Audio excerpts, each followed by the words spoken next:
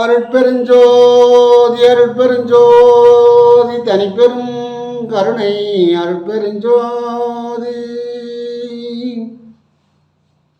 அன்பு ஆண்மையை கொண்ட நம்மர்களே வணக்கம் வணக்கம். யாதவ குலத்தில் வந்த மாதவ மாணிக்கமே.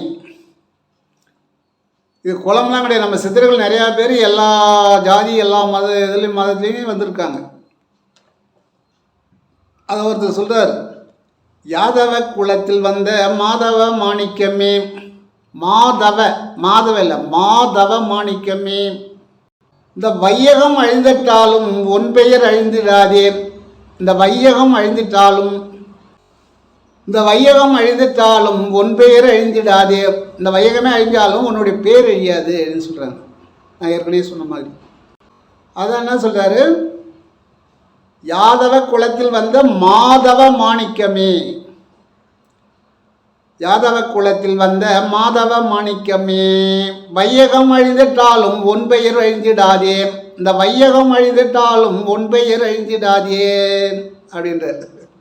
இந்த உலகமே அழிஞ்சாலும் உன் பேர் அழியாது. அதான் சித்தர்கள் அவங்க அழியல, அவங்க மீண்டும் மீண்டும் நம்ம இடத்துல பிறவி வந்துட்டு இருப்பாங்க, சூட்சமாக வந்துட்டு இருப்பாங்க, பிறவி எடுக்க மாட்டாங்க, சூட்சம உடலில் உலாவிட்டு இருப்பாங்க.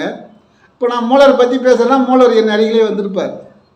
மூலவர் திருமூலர் மூலன்றவர் என்கிட்ட இப்போ அவர் வராத நான் அதை பேச முடியாது. சித்தர்களை பற்றி பேசுகிறேன்னா சித்தர்களுடைய அருள் காரியப்படும். இப்படி இருக்கின்ற பொழுது மாதவன் செஞ்ச மாணிக்கம்லாம் இருக்கின்ற பொழுது இந்த வையகமே இல்லாட்டாலும் அவருடைய பெயர் ஓங்கி நிற்கின்ற அளவுக்கு தவ வலிமையில் நின்றவர்கள் நம்ம தமிழ்நாட்டிலே இந்தியாவிலே கோடான கோடி பேர்கள் இருக்கிறார்கள். அப்படிலாம் அவங்க சொன்னதெல்லாம் நாம் நம்பாமல் கைவடங்கள் கொண்டு நீர் கண் சிமிட்டி நிற்கிறீர். கையை கட்டிக்கிட்டு நாம் போய் என்ன பண்ணுறோம், கண்ணை சிமிட்டி அந்த சிலையை பார்த்துட்டு இருக்கோம். ஏன்னா கொடுக்குமா, ஏதாவது பேசுமா, நான் செய்யுமா அப்படின்னு. அதுதான் சொல்கிறார், கைவடங்கள் கொண்டு நீர் கண் சிமிட்டி நிற்கிறீர். அங்கே போய் ஏன் கை கட்டி நின்று இருக்கிற, எத்தனை காலம் நீ 100 வயசு வரைக்கும் நின்றுந்தாலும் அருள் பெற முடியாது அப்படின்னு சொல்கிறார். எவ்விடங்கள் கொண்டு நீ எண்ணி எண்ணி பார்க்கிறீர். எவ்விடங்கள், எந்த இடத்தை பார்த்து எண்ணி எண்ணி பார்க்கிறீர். எவ்விடங்கள் கொண்டு நீ எண்ணி எண்ணி பார்க்கிறீர். எந்த இடத்த பார்த்து நீங்கள் எண்ணி எண்ணி பார்க்குறீங்க? இல்லை சிரசில் பார்க்குறீங்களா, இல்லை கண்டத்தில் பார்க்குறீங்களா, இல்லை கண்ணை பார்க்குறீங்களா, எங்கே பார்த்து நிற்கிறீங்க அப்படின்னு கேட்குறது. மெய் உணர்ந்த சிந்தையை பொருத்தி பார்க்க வல்லீரே. மெய் உணர்ந்த சிந்தையை பொருத்தி பார்க்க வல்லீரே. மெய்யான ஒரு இடம் இருக்குது, அங்கே கொண்டு போய் பொருத்தி அங்கே போய் நின்று அதை பார்க்கறதுக்கு நீங்கள் வல்லியே அப்படின்னு சொல்கிறார். மெய் படிந்து உள்ளது ஒம் உள்ளே. மெய் படிந்து உள்ளது ஒம் உள்ளே அப்படின்றார். ஒம் உள்ளதாக மெய் இருக்குது அப்படின்றார். மெய்யை போய் நீ எங்கேயும் தேட வேணான்றார். அதாவது வெண்ணெயை கையில் வச்சுக்கிட்டு நெய் கலையாத. வெண்ணெயை உருகுனா நெய் வந்துடும். சரியா? வெண்ணெய் உன் கையில் இருக்குது, நீ ஏன் நெய் கலையிற? அது உருகுனா நெய்யை எடுப்புது அப்படின்னு சொல்கிறார். உள்ளங்கையில் இருக்கிற பாயாசத்தை சாப்பிடாம அதில் வடி கூட நீரை போய் நக்கிட்டு இருக்குதுன்றார். உள்ளங்கையில் இருக்க பாயாசம் அப்படியே சாப்பிடு.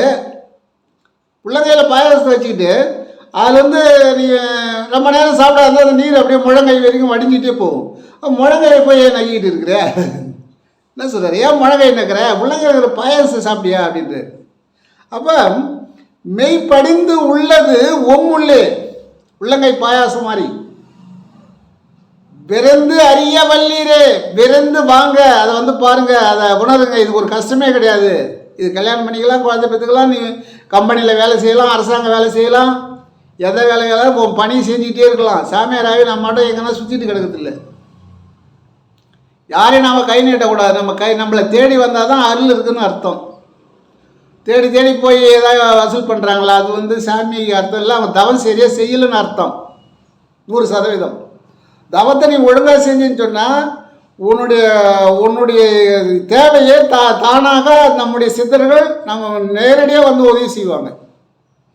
நமக்கு எப்பேற்பட்ட ஆபத்து வந்தாலும் அந்த நேரத்தில் வந்து அவங்க தீர்ப்பாங்க. அப்போ நாம் இருக்கிற இடம் சரியாக இருக்கணும். இருக்கும் இடம் இருந்து கொண்டால் எல்லாம் சவிக்குமே. நாம் இருக்கிற இடம் கரெக்டாக இருக்கணும். அந்த வாசி எப்படி ஏற்றுறது போகுதுன்னு குறு மூலியமாக தெரிந்து கொள்ள வேண்டும். நிறைய பேர் சொல்லித்தராங்க. சென்னையில், வாலாஜாபேட்டையில், இப்படி கேரளாவில் நிறைய பேர் சொல்லித்தராங்க, இலவசமாக சொல்லித்தராங்க. மதுரையில் சொல்லி கொடுக்குறாங்க. ஆனால் அது எனக்கு அட்ரஸ் தெரியல. நான் இடத்துல சொல்லித்தராங்கன்னு சொல்கிறாங்க. ஏன்னு கேட்டால் நீங்கள் உங்களுக்கு அட்ரஸ் தெரியுமாட தெரியாது எனக்கு. சில ஆசிரமங்களில் போய் கேட்டாக்கா அவங்க விதிமுறைகள் சொல்கிறாங்க. எப்படின்னு கேட்டால் நம்ம சைவத்தில் தான் இருக்கிறோம், அது கரெக்டாக ஜீவகாரணம் பண்ணுறோம், எல்லாம் தான் இருக்கும். கணவன் மனைவி இருவருமே வந்தால் தான் அந்த தீட்சை கொடுக்கலாம்னு சில ஆசிரமங்கள் சொல்கிறாங்க. அதுபோல் இருக்குது. இப்போ 2 பேரும் ஒத்து போனால் தான் அந்த ஆன்மீக வழியை அடைய முடியுன்றது தான் அவங்க சொல்கிறாங்க. ஏன்னு கேட்டால் நீ மட்டும் முன்னேறிடக்கூடாது, அவங்களும் முன்னேறணும். அவங்க பணிவிட வேலை செய்கிற ஆளாகவே இருக்கக்கூடாது, அவங்களும் தவம் பண்ணணும். அவங்க சொல்கிற கருத்து நல்ல கருத்து தான். உனக்கு எல்லா பணிவிட வேலையும் செய்கிறாங்களா, அவங்களும் இறைநிலை அடையிட்டோம், அவங்களுக்கும் சொல்லித. 2 பேர் இருக்கிறோம். நாம் ஒருத்தர் மட்டும் மாங்கனி சாப்பிட்றது, ஒருத்தர் என்ன ஊமத்தங்காயை சாப்பிட்றது. அதனால் அவங்க சொல்கிறது அதான், 2 பேருமே நீங்கள் அந்த உள்ளங்கை பாயாசத்தை இருவருமே சாப்பிட வேண்டும் அப்படின்றாங்க. அதனால் தீட்சை வாங்கினா அப்படி தான் இப்போ நிறைய பேர் கொடுக்குறாங்க, தனியாக கொடுக்கல. கிரியா மார்க்கத்தில் செய்ய வேண்டிய பூஜைகளெல்லாம் செய்து கொண்டிருக்கிறீர்களே, கிரியா சரிகை கிரிகைன்னு சொல்கிறாங்களே, சரிகை கிரிகை யோகம் ஞானம் சொல்லுவாங்க. இப்போ நம்ம எங்கே இருக்கிறோன்னா அவங்களும் பார்த்து தெரியும். சரிகையில் இருக்கிறாங்க அப்படின்னா அவங்க வெறும் சிலையெல்லாம் கட்டிக்கிட்டு சிலை வடித்து வச்சுக்கிட்டு அந்த கோயில்களில் போய் சுற்றிக்கிட்டு பிறண்டுக்கிட்டு இருப்பாங்க. கிரிகையில் இருக்கிறவங்க அப்புறம் அதை ஊர்வலம் விடுவாங்க, தங்கத்தால் சிலை செஞ்சு வைப்பாங்க, தங்கத்தால் கிணறு வெட்டுவாங்க, எல்லாம் செய்வாங்க. அப்புறம் காசு கொடுப்பாங்க நிறைய சாமிக்கு. ஏன்னா சாமிக்கு நிறைய காசு கொடுத்தா அது நமக்கு நிறைய நம்மளை நல்லா வைக்கும் அப்படின்னு. சாமிக்கு ஏதாவது செலவு இருக்குதா? ஏதாவது செலவு பண்ண போகுதா? எத்தனையோ அநாத ஆசிரமங்கள் இருக்குது, கண் இழந்தவங்க ஆசிரமம் இருக்குது, அநாத குழந்தைகள் ஆசிரமம் இருக்குது, முதியோர்கள் எல்லாம் இருக்குது. அவங்களுக்கு கொஞ்சம் கொஞ்சம் கொடுத்தாலும் அவங்க சாப்பிட்டு மனசார வாழ்த்துவாங்க. எந்த மகாராஜனே கொடுத்தாங்க நல்லா இருக்கட்டும் அப்படின்னு. பேர் ஊரெலாம் தேவையில்லை, எந்த மகாராஜனேன்னு நமக்கு சேர்ந்துடும். அதுபோல் கிரியா மார்க்கத்தில் செய்ய வேண்டிய பூஜைகள் எல்லாம் செய்து வந்தால், சரிகிரியிலே இருந்தால் எப்பொழுது நீங்கள் நாணம் அடைவது அப்படின்னு கேட்குறாரு. எந்திரம் தந்திரம் எல்லாம் வெல்லுமா? எந்திரம் தந்திரமெல்லாம் அது கீழ்ப்படியது. ஆட்டை காட்டி புளியை பிடிப்பது போல் இந்திரம் தந்திரம்ன்றார். ஆட்டை காட்டி புளியை பிடிப்பது போல். ஆட்டை காட்டி எப்படி பிடிக்கணும்னா, அது இரும்பு கூண்டில் வச்சு ஆடு சத்தம் கொடுக்கும், புளி ஓடியாரும். அப்போட புளியை ஆட்டை அடிக்க முடியாது, அது தனி ரூமில் இருக்கும். புளி ஏமாந்து கூண்டுக்குள்ளே மாட்டிக்கும். இப்படி பிடிச்சா தான் அது புளி பிடிக்கிறது. ஆட்டை ஓட்டிமே புளியை நீ வச்சுக்கிட்டு சத்தம் கொடுத்ததுன்னா வரும் புளி, உன்னையும் அடிச்சுன்னு போயிடும், ஆட்டையும் அடிச்சுன்னு போயிடும். அதான் சொல்கிறார், ஆட்டை காட்டி புளியை பிடிப்பது போல் சரிகை கிரிகையிலே நீங்கள் கஷ்டப்படுகிறீர்கள். உங்களையே அடிச்சுன்னு போயிடும், நீங்கள் மேலே வர முடியாது. போங்க ரைட்டு, ஆரம்ப காலத்தில் இப்போ அதெல்லாம் போயிட்டு வாங்கன்னு தான் சொல்கிறாங்க, போவாதீங்கன்னு சொல்லலை. இது முத்தி அடையும் வழி அல்ல. பிறந்தோம் வளர்ந்தோம், கோயிலை கட்டினோம், அப்புறம் கோயிலை கட்டினதும் பரவாயில்ல, அன்னதானம் போடுறதும் பரவாயில்ல, பிரசாதம் கொடுக்குறதும் பரவாயில்லை. அதில் இன்னும் ஒரு நிலை இருக்குது, ஆரம்ப நிலை. அது இருள் நெறின்னு சொல்லுவாங்க. பறவைகளையும் மிருகங்களையும் பலி கொடுப்பார்கள், அது பேர் இருள் நெறி. அவங்க ஒரு பறவையினுடைய உள்ள நம்முடைய ஜீவன் தான் அது உள்ளே இருக்குது, நம்முடைய உயிர் தான் அது உள்ளே இருக்குதுன்னு தெரியல. ஒரு விலங்கனுடைய உடம்பில் நம்முடைய உயிர் தான் அது உடம்புல இருக்குது. நம்ம பலி கொடுக்குறதும் ஒன்று தான், அந்த விலங்கை பலி கொடுக்குறதும் ஒன்று தான். இது ரெண்டுமே ஒன்று தான், இந்த 2 உயிரும் ஒன்று தான் அப்படின்னு தெரியாத காலத்தில் இருள் நெறியில் சரிகை கரிகையில் அவங்க தவறு செய்கிறாங்க. ஆனால் மேல்நிலையை அடைய மாட்டார் அப்படின்னு சொல்கிறார். மனதை ஒருமுகப்படுத்தி முக்கண்ணிலே நிறுத்தினால், எப்படி மனதை ஒருமுகப்படுத்தி முக்கண் 3வது கண்ணிலே நிறுத்தினால் அங்கே ஒரு நாணம் பெறக்கூடிய வல்லமை கிடைக்கும் அப்படின்றார். எங்கே கிடைக்கும்? முக்கண்ணில் நிறுத்தினால் உன்னுடைய சிந்தனையை ஒருநிலைப்படுத்தி முக்கணிலே நிறுத்தினால் அங்கே ஒரு ஞானம் பிறக்கும், ஞானம் உண்டாகும், நடனம் உண்டாகும், நடனமும் பார்க்கலாம் அப்படின்னு சொல்கிறார். அது மட்டும் இல்லை, மணி ஓசை கேட்கும், நாதமாம் பிரமம் நாதமா அண்டங்கள் அப்படின்னு சொல்லுவார். ஒரு நாதம் கிடைக்கும், சத்தம் கேட்கும், மணி ஓசை கேட்கும், கூவிசை பொரியலாம் கும்மினை கொட்டிடும், காதில் வந்து கும்முன்னு ஒரு சத்தம் கேட்கும். இப்போ கூட தாவநிலையில் இருக்கிறவங்களுக்கு ஒரு நேரம் காதில் கும்முன்னு ஒரு சத்தம் கேட்கும். அதை பற்றி பயப்படக்கூடாது. அதை ரசிக்க நல்லபடியாக பரவாயில்ல, இறைவனுடைய காட்சி கிடைக்குதுன்னு அதை அப்படியே நல்லா அந்த சத்தத்தை கேட்டுகிட்டே இருக்கணும். ஆனால் அது போய் தண்ணி ஊற்றுறது எண்ணெய் ஊற்றுறதுலாம் போட்டு அது வீணாகக்கூடாது. அது கொஞ்சம் நேரம் இருக்கும், மாறிடும். கூவிசை பொரியலாம் கும்மென கொட்டிட காதில். அந்த அருளானது இந்த உடல் முழுவதும் பரவி நிற்கும், அமிர்தமானது. முக்கணிலே நீங்கள் சிந்தனை நிறுத்தும் போது அது வந்து அமிர்தமானது உடல் முழுவதும் பரவி நிற்கும் அப்படின்னு சொல்கிறார். பரமாத்மாவில் கொண்டு செல்லக்கூடிய வழியே இது. இந்த உடல் முழுவதும் பரவிச்சுன்னா நம்ம பரமாத்மாவோடு அந்த ஜீவாத்மா ஒன்று சேரக்கூடிய வழி அப்படின்னு சொல்கிறார். மூச்சே வேதம். நம்ம மூச்சு காற்றை வந்து என்ன பண்ணுறோம், உச்சிக்கு மேலே உள்நாக்கு கீழே இருக்கக்கூடிய அந்த வாசலை திறந்து உச்சிக்கு மேலே போகிறோம். அங்கே என்ன போகுதுங்கிறத காற்று தான் போகுது. அது அமுத காற்றா போகுது. நம்ம தாய் வயிற்றில் இருக்கும்போது அமுத காற்று தான் நம்ம சுவாசம் பண்ணோம். அந்த அமுத காற்று நம்முடைய நுரையீரலிலே காரியப்படுகிறது. அந்த அமுத காற்றை மேலே ஏற்றினால் அந்த ஞானம் பிறக்கும். ஏன்னா வெளியில் இருக்கக்கூடிய காற்று சுத்தமான காற்று கிடையாது. அது எப்படின்னு கேட்டால், நீங்கள் வந்து தீட்சை வாங்கும்போது தான் அவங்க சொல்லி தருவாங்க. இது எல்லாருக்கும் சொல்ல மாட்டாங்க, சொல்லக்கூடாதுன்னு சொல்கிறாங்க. அதனால் சொல்லக்கூடாது தான். ஏன்னு கேட்டால், அவங்க தப்பாக செஞ்சிட்டாங்கன்னா அது தவறாகிடும். தப்பாக செஞ்சாங்கன்னா வந்து மூல நோயெல்லாம் வரும், வெளியே போக முடியாது. அந்த மாதிரிலாம் உடம்பு அனலாக இருக்கும், அனலாக இருக்கும். அந்த அனலை எப்படி குறைக்கிறது, என்ன செய்யறது அப்படின்லாம் அவங்க சொல்லி தருவாங்க. அதன் பிரகாரம் அதை செஞ்சால் தான் நல்லது. எப்போதுமே உடல் தகன்னு கொதிக்கும். செந்நீர் போனால் அது வெந்நீர் மாதிரி போகும். அப்போ அதை அனலை குறைக்கிறதுக்கு என்ன வழி அப்படி சொல்லுவாங்க. அதெல்லாம் கற்றுக்கணும். தவம்னா நான் மட்டும் காதால் கேட்டுட்டு தவம் பண்ணுறதில்லை, நேரடியாக போகிறது தான் நல்லது. இது ஒரு எடுத்துக்காட்டு. சுடர் விளக்காயினும் தூண்டுற கோல் ஒன்று நாங்கள் தூண்டி விடுறோம், அவ்வளோதான். நீங்கள் குருமார்களை பார்த்து தீட்சை வாங்கிக்கலாம். மூச்சே வேதம். நம்ம மூச்சு தான் வேதமாச்சு. இருக்கு, சாம, அசுத்த, அதர்வன அப்படி 4 வேதங்கள் இருக்கு. அந்த எல்லா வேதமும் மூச்சால் வந்தது தான் அப்படின்ட்டு. மூச்சே வேதம். அப்போ வேதம் வந்து உனக்கு கட்டுப்படுது, அனைத்து வேதங்களும் கட்டுப்படுது. அந்த வேதமே மூச்சு தான்ன்றார். இப்படி மெய்ஞான வழியை அறியாமல் குருட்டு பக்தி முரட்டு பக்தி செய்கிறீர்களே அப்படின்னு அவங்க ரொம்ப கஷ்டப்படுறாங்க. குருட்டு பக்தி, இந்த விலங்குகளையும் பறவைகளையும் பலி கொடுப்பது குருட்டு பக்தி, அது முரட்டு பக்தி. ஏன்னா ஒரு ஜீவன் மேலே இரக்கம் இல்லாமல் அது கழுத்தில் கத்தி கொண்டு போய் வெட்டுறோம்னு சொன்னால் அவங்கெல்லாம் வந்து மனிதர்கள் இல்லைன்னு சொல்கிறாங்க. 5 அறிவு உள்ள காட்டகத்தார்னு சொல்கிறாங்க, கரவு செய்வார்ன்றாங்க. அவன் 6வது அறிவு பெற்றுவிட்டால் அவனுக்கு உயிர் இறக்கம் உண்டாகும். உயிர் மேல் இறக்கம் உண்டானால கடவுளுடைய அருள் கிடைக்கும். இந்த பறவைகளையும் விலங்குகளையும் நீங்கள் பலியிடும்போது உன் உள்ளே ஜீவன் அழிந்து விடுகிறது. கோயிலாக சென்று யாத்திரையை சென்று மூலவரை உங்களால் தொட முடியுமா? நடந்து போகிறீங்க, இங்கேருந்து பல 500 மைல் 600 மைல் 1000 மைல் நடந்து போகிறாங்க பாத யாத்திரை. அதான் சொல்கிறார், கோவிலாக சென்று யாத்திரை நடந்தே செல்வாங்க. யாத்திரை செய்வீர்கள், ஆனால் ஜீவ இறக்கம் இருக்கிறதா உங்களுக்கு?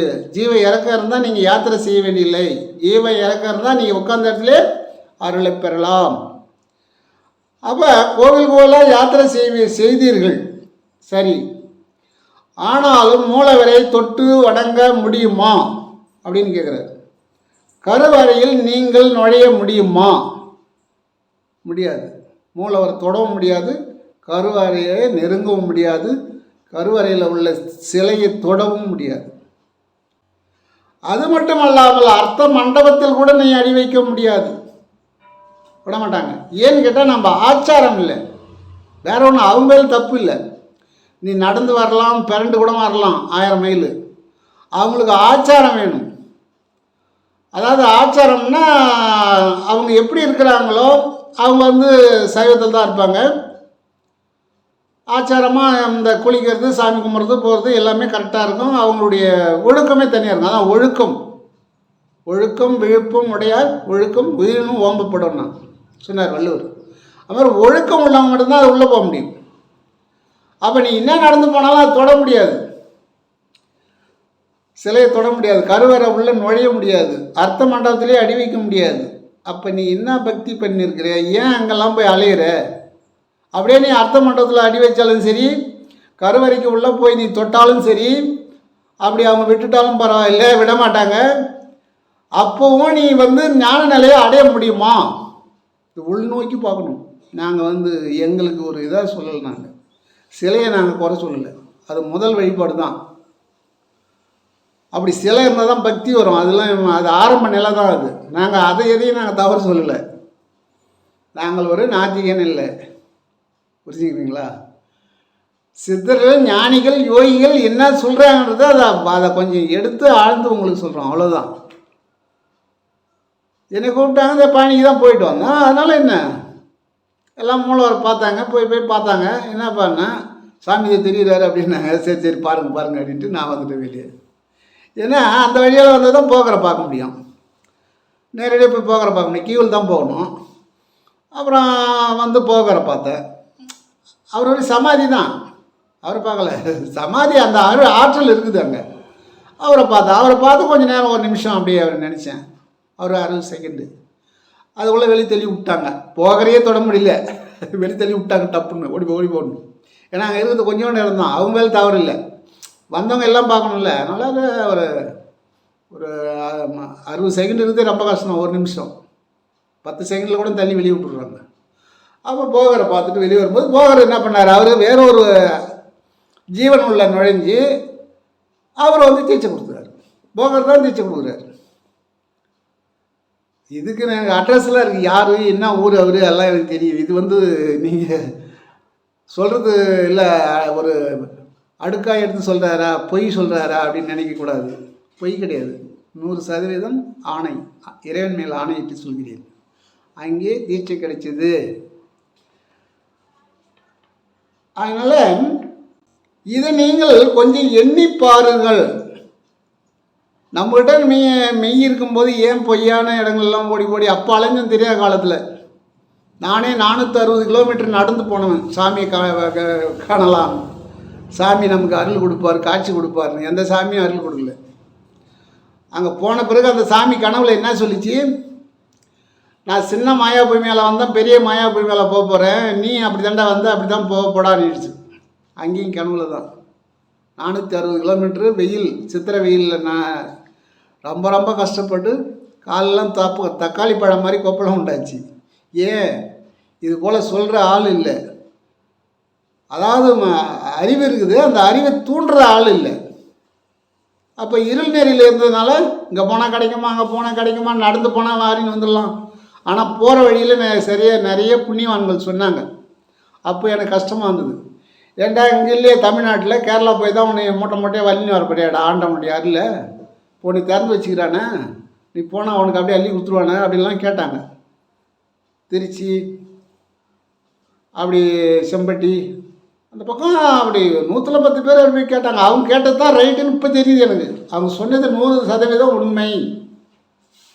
ஏன்னா இறைவன் இருக்கிற இடம் தெரியாமல் நான் மாட்டேன் 460 கிலோமீட்டர் வெயிலில் போகிறேன்னா பாருங்கள். சித்திரை இது பங்குனி மாதம் வெயில், சித்திரை 1ஆம் தேதி போயிட்டோம். ஏன்னு கேட்டால் நானும் அந்த மாதிரி ஆரம்ப நிலையில் சரிகைகளை விளையாடிக்கிட்டு லோல்பட்டு கஷ்டப்பட்டு துன்பப்பட்டு அப்புறம் தான் வந்து 82 தான் வந்து இந்த தவநிலையில் போய் இருக்கிறவங்க கூட போய் சேர்ந்தேன். பார்த்தாலும் படித்தாலும் பக்கம் நின்று கேட்டாலும்னு சொல்லி பக்கத்தில் போய் அப்படி கேட்டு அப்புறம் கொஞ்சம் கொஞ்சமாக இதுதான் உண்மை நெறி அப்படின்னு தெரிஞ்சு போச்சு. அதனால் நாம் வந்து ஒரு சத்து இருக்கணும். நமக்கு சத்து சித்துன்னு சொல்லுவாங்க. சத்து இருக்கணும். சத்து எப்படின்னு கேட்டால், இப்போ சாப்பிட்றதுலாம் ஒரு சத்து கிடையாது. நம்ம தான் வந்து சாத்திய உணவு சாப்பிட்றோன்னு வச்சுக்கேன். அதில் வந்து நம்ம ஆகாரம் மட்டும்தான் சத்துன்னு நினைக்கிறோம். அப்படி இல்லை, கொஞ்சம் கொஞ்சம் இந்த முந்திரி, பாதாம், பிஸ்தா அதுபோல் பொருளெல்லாம் வாங்கி லைட்டாக வறுத்து அரைச்சி வச்சுக்கிட்டு, கொஞ்சம் சத்து கம்மியாக இருக்கிறவங்க சொல்கிறேன், எல்லாம் போஷாப்பாக இருக்கிறவங்க பரவாயில்ல, சரி சாப்பிட வேண்டியதில்லை. ஏந்திர முடியல, ஒரு இதாக இருக்குது அப்படின்னு சொல்கிறாங்க என்கிட்ட நிறைய பேர். அவங்க வந்து இது போல் பொருளை வாங்கி தனித்தனியாக அரைச்சி, அதை பனங்கள் 2 சேர்த்து அரைச்சி அதில் போட்டு கிளறி, அப்படியே டெய்லி காலையில் 2 ஸ்பூன், சாயந்தரம் 2 ஸ்பூன் சாப்பிட்டாங்கன்னா அதில் 4 பொருளுமே ஏகப்பட்ட சத்து இருக்குது. அப்போ அவங்களுக்கு 1 மணி நேரம், ஒரு 1/2 மணி நேரம் உட்காரோம்னா அப்படியே அழகாக எந்த இடுப்பு குடையாது, முட்டி வலிக்காது, மூட்டு வலி இருக்காது. நம்ம மாடலில் சிவனை பார்த்துட்டு உட்காந்துருக்கலாம். சிவனை பார்க்கறதுக்காக சத்து வேணும் இல்லை, ஒவ்வொரு நிறைய சாப்பிட்றதுல சத்து வராது. கால்வேல் சாப்பிட்டாலே சத்து தான், நிறைய சாப்பிட்டா தான் சத்துன்னுவாங்க. அது சத்து கிடையாது, தூக்கம் தான் வரும். அதனால் சத்தான பொருள்களே கொஞ்சம் கொஞ்சம், ஒரு நாளைக்கு ஒரு 10 கிராம், காலையில் ஒரு 10 கிராம், சாயந்தரம் ஒரு 10 கிராம். அதாவது உடல் போஷாப்பு இல்லாதவர்கள், போஷாப்பாக இருக்கிறவங்க தேவையில்லை. அதனால் அதுவும் இளம் வயசில் இருக்கிறாங்க, இல்லை ஒரு கல்யாணம் பண்ணவங்க, அவங்களுக்கு வந்து இல்லை குழந்தை இல்லை இன்னும் அப்படின்னா, அவங்களாம் இது நிறைய எடுத்துக்கலாம். எடுத்துட்டாங்கன்னா ஒரு ஒரு ஆண்டுலேயே வந்து அவங்களுக்கு அறிவாளி குழந்தை பிறக்கும். ஏன்னா மூளை வளர்ச்சி கொடுக்கக்கூடிய பொருள் இது. அப்போ அந்த மூளை வளர்ச்சி அந்த குழந்தைக்கு உண்டாகும். அப்போ அது நல்லா அறிவாளி குழந்தையாக இருக்கும். ஒரு முறை சொன்னாலே பிடிச்சிக்கும், பச்சை மரத்தில் ஆணி அடிச்ச மாதிரி. வாத்தியார் சொன்னதை அப்படியே எழுதும். வீட்டில் வந்து கூட படிக்க வேண்டியதில்லை. இப்பவும் நிறைய பசங்க இருக்குது, பாட நடத்தத்தை கேட்டு வந்து பரிசு எழுதி அது 100% மார்க் எடுத்துரும். அது மாதிரி எனக்கு தெரிந்தவற்றை தங்களுக்கு தெரிவிக்கின்றேன், நல்லவை மட்டும் எடுத்துக்கொள்ளுங்கள். அருட்பெருஞ்சோதி அருட்பெருஞ்சோதி தனிப்பெரும் கருணை அருட்பெருஞ்சோதி.